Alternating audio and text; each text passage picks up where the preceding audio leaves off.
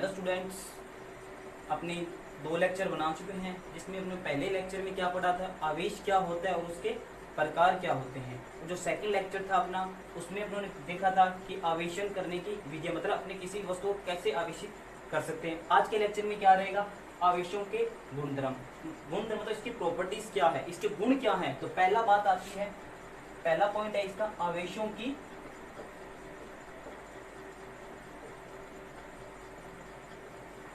योज्यता। योज्यता का मतलब यहाँ योग से है। किससे? योग से। अगर मेरे पास कोई वस्तु है, उस पर विभिन्न प्रकार के आवेश दिए हुए हैं, जैसे कोई 5 कूलम आवेश है, -4 कूलम आवेश है, तो किसी वस्तु पर कुल आवेश ज्ञात करने के लिए हम उन सभी आवेशों का बीजगणितीय योग कर दें, मतलब उसको योग के रूप में लिखें। बीजगणितीय का मतलब होता है उसको बीजगणितीय योग, उसको योग के रूप में लिखेंगे। पर बीजगणितीय का यहाँ पे मतलब क्या है, उसको चिन्ह के साथ लिखेंगे। अगर प्लस चिन्ह दिया है तो प्लस, माइनस चिन्ह दिया हो तो माइनस। मान लिया मेरे पास कोई एक वस्तु है, उस पर प्लस Q आवेश है, प्लस Q1 आवेश है, प्लस Q2 आवेश है, प्लस Q3 आवेश है, प्लस Q4 आवेश है, dash dash dash dash Qn आवेश है। तो इस वस्तु पर टोटल आवेश कितना आ जाएगा? तो टोटल आवेश कितना आ जाएगा? Q plus Q1 plus Q2 plus dash dash dash Q1। मान लो कोई मेरे पास एग्जाम्पल दिया है, माना कोई वस्तु जिस पर 5 कूलम आवेश, 7 कूलम आवेश, -3 कूलम, -2 कूलम व +1 कूलम आवेश है, तो उस वस्तु पर कुल आवेश ज्ञात करो। कुल आवेश ज्ञात करो। तो टोटल आवेश ज्ञात करना, तो टोटल आवेश करने के लिए अपने क्या करते हैं, बीजगणितीय योग करते हैं। बीजगणितीय योग हमेशा चिन्ह के साथ लिखा जाता है। तो पहला कितना आएगा, प्लस 5 कूलम प्लस 7 कूलम आवेश, प्लस योग के रूप में लिखना पर चिन्ह के साथ 3 कूलम आवेश, प्लस -2 कूलम आवेश, प्लस 1 कूलम आवेश। तो टोटल आवेश देखो कितना हो जाएगा, 7 और 5 कितने हो गए, 12 और 1 13। 13 में से 5 के कितने रह गए, 8 कूलम आवेश। आंसर कितना आ गया अपना, 8 कूलम आवेश आ गया। अगर मान लो मेरे पास कोई और वस्तु है जिस पर प्लस 5 कूलम आवेश है और -5 कूलम आवेश है, तो इस वस्तु पर टोटल आवेश कितना हो जाएगा, 0। तो ये वस्तु क्या कहलाएगी अपने पास, उदासीन वस्तु। इस प्रकार अपने आवेशों की योज्यता से किसी वस्तु पर कुल आवेश ज्ञात कर सकते हैं। अब बात करेंगे इसका दूसरा पॉइंट।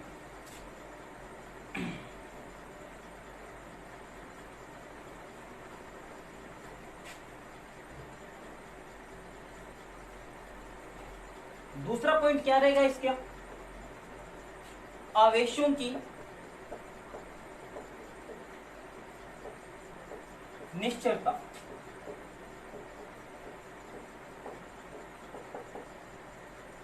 बात करते हैं आवेशों की निश्चलता से। आवेशों की निश्चलता से क्या अभिप्राय है, तो इससे ये अभिप्राय है कि वस्तु का जो आवेश होता है वस्तु के वेग पर निर्भर नहीं करता है। जो आवेश वस्तु का विरामावस्था में होगा वही आवेश उसकी गतिशील अवस्था में होगा, चाहे वो किसी भी वेग से गतिशील करे। तो वस्तु का विरामावस्था में आवेश किसके बराबर आएगा, गतिशील अवस्था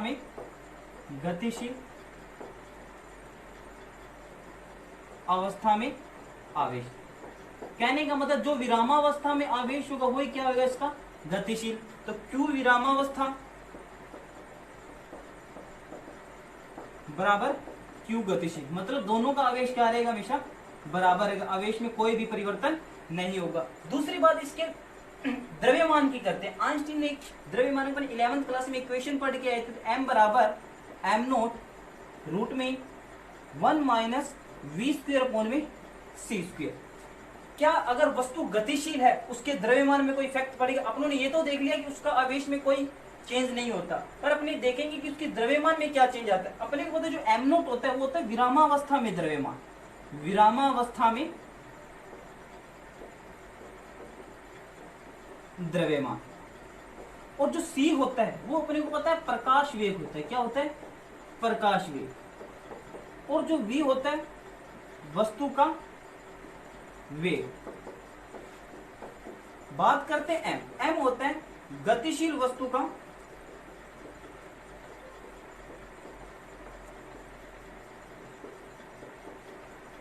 द्रव्यमान। अगर अपने किसी वस्तु को प्रकाश वेग से कम वेलोसिटी से फेंके, मतलब इस सी से v का मान कम है, प्रकाश वेग तो बहुत ज्यादा हो जाता है, कम है। अब देखो अगर c का मान v से कम है तो ऊपर वाली संख्या क्या वो छोटी होगी और नीचे वाली संख्या क्या है? बड़ी है। तो छोटी संख्या में अगर बड़ी संख्या का भाग देंगे तो आंसर 1 से क्या आएगा? कम आएगा। अगर 1 से कम और उसको 1 में से माइनस कर दे तो आंसर 1 से और छोटा हो जाएगा, और उसका रूट करेंगे तो वैल्यू क्या होगी? 1 से छोटी आएगी। अगर नीचे का मान छोटा रहा तो m का मान क्या आएगा? यहाँ पे बड़ा आएगा। जैसे जैसे v का मान बढ़ता जाएगा वैसे वैसे अपने वस्तु का द्रव्यमान भी क्या होगा? बढ़ता जाएगा। और एक ऐसी कंडीशन आएगी जहां पे c का मान v के बराबर हो जाए, उस कंडीशन में वस्तु का द्रव्यमान बहुत अधिक हो जाता है। एक होता है विशिष्ट आवेश। क्या होता है? विशिष्ट आवेश। ये होता है आवेश बटा द्रव्यमान। आवेश और द्रव्यमान के अनुपात को क्या कहते हैं? अपने विशिष्ट आवेश कहते हैं। अपने को सिर्फ ये देखना आवेशों की निश्चलता क्या होती है। द्रव्यमान की बात एक बार याद रख लेना, अपने सिर्फ आवेश का देखेना। आवेश होता है जो विरामावस्था और गतिशील अवस्था में दोनों स्थितियों में आवेश क्या रहता है? बराबर रहता है अपना। कोई भी फैक्ट मतलब आवेश का वस्तु के वेग पर कोई भी प्रभाव नहीं रहता। अब बात कर देंगे तीसरा पॉइंट।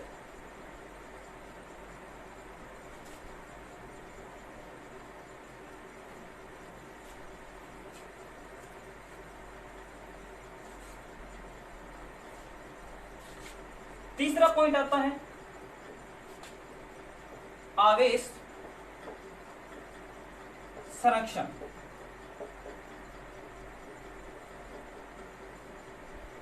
जहां पे संरक्षण शब्द आ जाए, क्या आ जाए? जैसे आपने संवेग संरक्षण भी पढ़ के आए, कोणीय संवेग संरक्षण का नियम भी पढ़ के आए। संरक्षण का मतलब ना तो उस चीज को अपने उत्पन्न किया जा सकता है, ना ही उस चीज को अपने नष्ट कर सकते हैं, एक रूप से दूसरे रूप में परिवर्तन कर सकते। उसी प्रकार आवेश को न तो उत्पन्न किया जा सकता है और न ही नष्ट किया जा सकता है, उसको एक रूप से दूसरे रूप में अपने परिवर्तन कर सकते हैं। मतलब उसका प्रारंभिक स्थिति में आवेश और अंतिम स्थिति में आवेश, दोनों की कंडीशन में आवेश क्या रहेगा?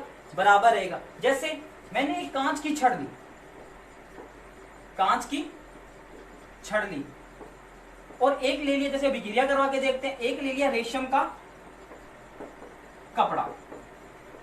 इन दोनों को मैंने रगड़ा नहीं, एक बार मैंने सीधा एक कांच की छड़ ले ली और एक रेशम का कपड़ा लिया, दोनों को रगड़ना है। रगड़ेंगे तो नहीं तो आवेश इतनी होंगे। अपने को पता है अब रगड़ने से पहले इस पर ही आवेश कितने हैं? 0, और इस पर भी आवेश कितने हैं? 0। दोनों अनावेशित है, रगड़ा है नहीं, दो आवेशित कहां से होगी? तो टोटल आवेश कितना होगा यहाँ पे? 0 रगड़ने से पहले। और जैसे मैंने रगड़ना स्टार्ट कर दिया तो कांच की छड़ से इलेक्ट्रॉन कहां चले जाएंगे? तो अपने को पता है रगड़ने के बाद कांच की छड़ क्या हो जाती है? धनावेशित हो जाती है। धनावेशित कब हुई? जब उससे इलेक्ट्रॉन निकलेंगे, कहां जाएंगे? रेशम के कपड़े में। तो रेशम का कपड़ा क्या हो जाएगा? ऋणावेशित। तो कांच की छड़ प्लस रेशम का कपड़ा। और अपने को जितने इलेक्ट्रॉन यहां से निकलेंगे उतने इलेक्ट्रॉन रेशम कपड़ा। मतलब आवेश तो क्या होगा? परिमाण में समान होगा, परंतु प्रकृति में क्या होंगे? दोनों एक दूसरे के विपरीत। मान लो n इलेक्ट्रॉनों का स्थानांतरण हुआ तो यहां से n इलेक्ट्रॉन इस पे चले गए क्योंकि पॉजिटिव चार्ज है कांच की छड़ पे, और इस पे क्या है? इसने n इलेक्ट्रॉन ग्रहण कर लिए। तो टोटल आवेश कितना हो जाएगा? n इलेक्ट्रॉन माइनस n, ये प्लस का था तो टोटल कितना हो जाएगा? 0 क्यू नेट। तो देख लो रगड़ने से पहले भी 0 था और रगड़ने के बाद भी 0 था। तो इससे सिद्ध होता है कि आवेश को न तो उत्पन्न किया जा सकता है और न ही नष्ट किया जा सकता है, इसको एक रूप से दूसरे रूप में परिवर्तित करते हैं और आवेश क्या रहता है, संरक्षित रहता है। चौथा पॉइंट,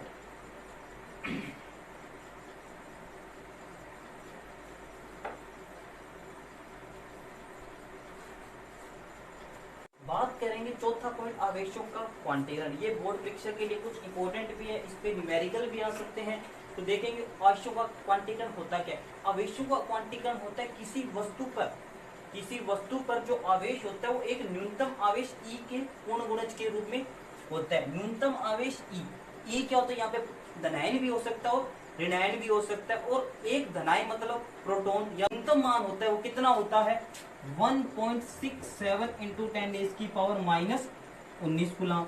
और किसी इलेक्ट्रॉन की बात करें, किसी ऋणायन की बात करें, उस पर भी एक इलेक्ट्रॉन पर जो न्यूनतम आवेश कितना होता है वो माइनस आ जाएगा। प्रोटॉन के लिए क्या आ जाएगा, प्लस माइनस। अगर प्लस आ रहा है तो यहाँ पे प्रोटॉन और माइनस आ रहा है तो वहां पे क्या हो जाएगा, इलेक्ट्रॉन हो जाएगा। इसके पूर्ण गुणज के रूप में होता है तो Q बराबर प्लस माइनस एन।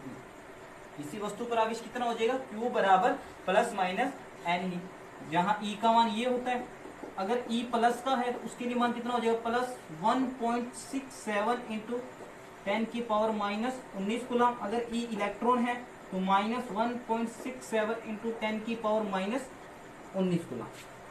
ये तो हो गया एक इलेक्ट्रॉन की बात होगी या एक प्रोटॉन की। अगर क्वेश्चन आ जाए, मान लो अपने को 4 इलेक्ट्रॉन दिए हुए हैं, किसी वस्तु पर 4 इलेक्ट्रॉन है, उस पर कुल आवेश कितना होगा, n का मान कितना हो जाएगा। n क्या है यहाँ पे, सॉरी सबसे पहले देखिए n की एक पूर्ण संख्या है तो n का मान क्या हो जाएगा 0 1 2 3 डैश डैश तक चलता रहेगा।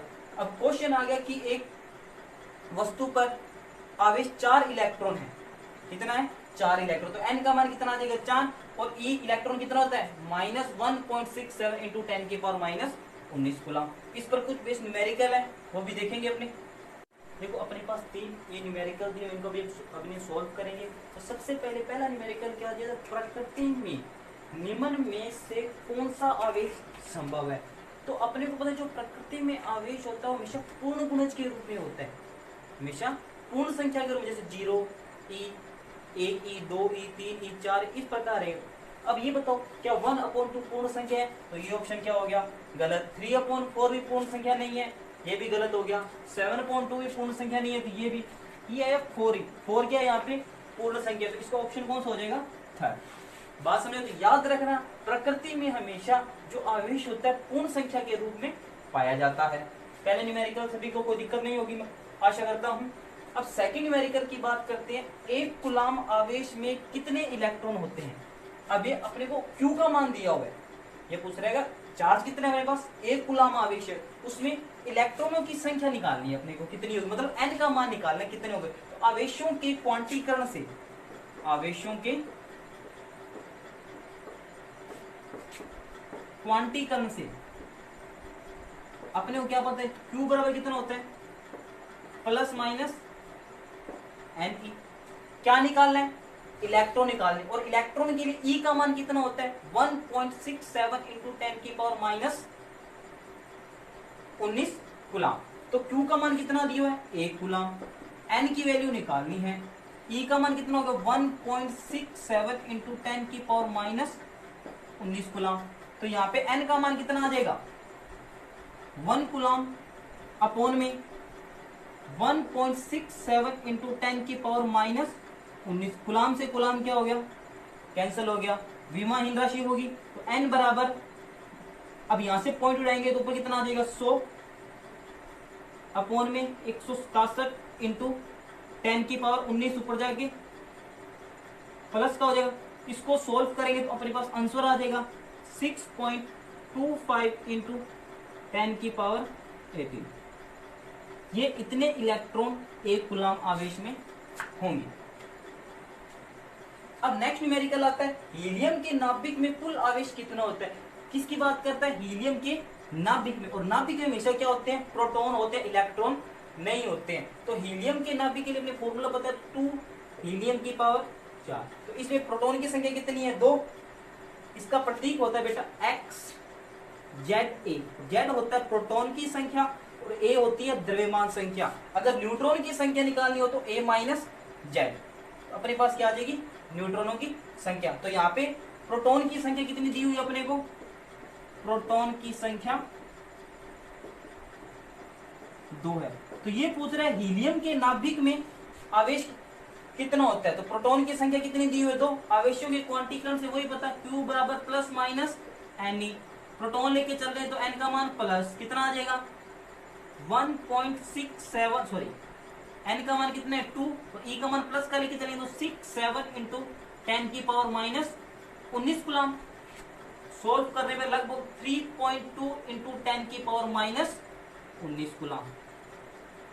अगर इन तीनों क्वेश्चनों में किसी को दिक्कत है तो फिर से मेरे को मैसेज कर सकते हो, कौन सा भी क्वेश्चन समझना हो तो मैं आपको दोबारा वीडियो में समझा दूंगा। अपने पास एक क्वेश्चन और है, क्वेश्चन नंबर 4। तीन अभी न्यूमेरिकल अपन डिस्कस कर चुके हैं। चौथा न्यूमेरिकल क्या कहता है कि किसी वस्तु पर 10 की पावर 13 इलेक्ट्रॉन तथा 10 की पावर 5 इलेक्ट्रॉन, सॉरी 10 की पावर 5 प्रोटॉन आवेश है, तो उस वस्तु पर कुल आवेश कितना होगा।